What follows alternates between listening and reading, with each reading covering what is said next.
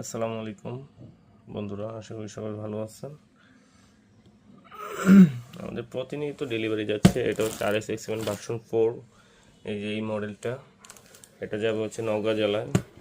তারপরে ছোট ছোট স্লিংশট যারা অর্ডার করেছেন দেখেন, এগুলো আরও পাঠানো হবে। এটা হচ্ছে আমার ইউটিউব চ্যানেল,